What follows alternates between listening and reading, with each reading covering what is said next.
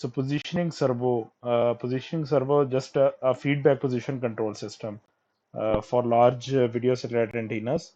So large satellite antennas आपने देखे होंगे कि उनको रोटेट करते हैं to catch specific signals, to satellite signals, to catch satellite signals. So उसकी पोजीशन कंट्रोल करने के लिए basically feedback position control system design किया जाता है एंड बेसिकली एंटीना का last large moment of inertia J है जिसको बेसिकली हमने मूव करवाना है और मूव इस तरह से करवाना है कि हमने डिजायर्ड एंगल के ऊपर उसको मूव करना है. सो एक सिंपल सी जनरल उसकी जो ब्लॉक डायग्राम हम कह लें वो ये है.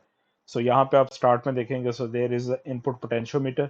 सो potentiometer as a set input angular position जो हम सेट कर रहे हैं, जो हमारी डिजायर्ड एंगुलर पोजीशन है, लेट्स से कि हम कह सकते हैं 30 डिग्रीज, थीटा 30 डिग्रीज है या 40 डिग्रीज है या 60 डिग्रीज, कितने डिग्रीज पे एंटीना को हमने टर्न करना है या उस कितने डिग्रीज के ऊपर पोजीशन किस एंगुलर पोजीशन पे सेट करना है. So that angular position is represented by R here, because आपने देखा है कि जनरली हम सेट इनपुट के लिए R का वेरिएबल यूज करते हैं. देन उसके बाद आप वोल्टेज डिफरेंस एम्पलीफायर देख रहे हैं. आगे मैं डिटेल में भी इन चीज़ों को कवर करूंगा. So just voltage difference amplifier it is working as a summer जो आपने देखा ब्लॉक डायग्राम में. तो हम एरर बेसिकली फाइंड आउट करेंगे.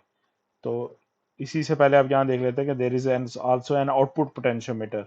सो आउटपुट पोटेंशियोमीटर बेसिकली यहाँ पे एज अ सेंसर काम कर रहा है. That is a sensor, that is a transducer actually, जो कि जो रेगुलर जो अब एंगुलर पोजीशन है थीटा एंटीना की उसको मेजर कर रहा है and it is giving a feedback signal here. So ये एक फीडबैक सिग्नल जा रहा है यहाँ पे. सो बेसिकली ये सेट इनपुट और फीडबैक. तो यहाँ पे basically this is a summer. So voltage difference amplifier इनका एरर फाइंड आउट कर रहा है.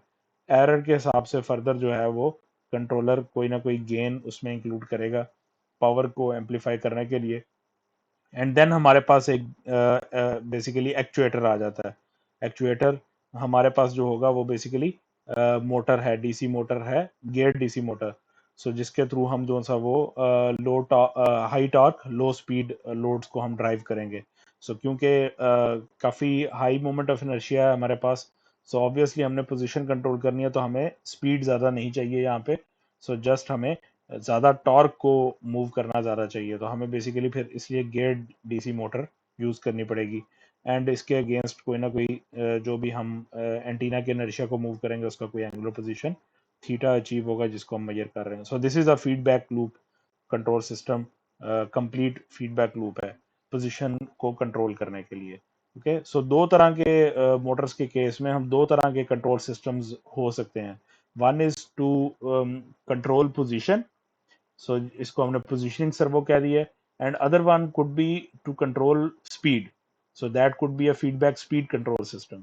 सो आउटपुट वेरिएबल हमारे पास क्या है, ये मैटर करता है कि आउटपुट वेरिएबल हमारे पास पोजीशन है एंगुलर या एंगुलर स्पीड है. Okay, so based on that हम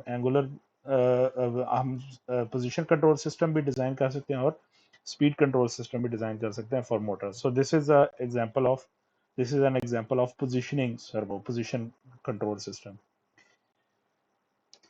So अब हम इस सिस्टम को मॉडल करना शुरू करते हैं स्टेप बाय स्टेप.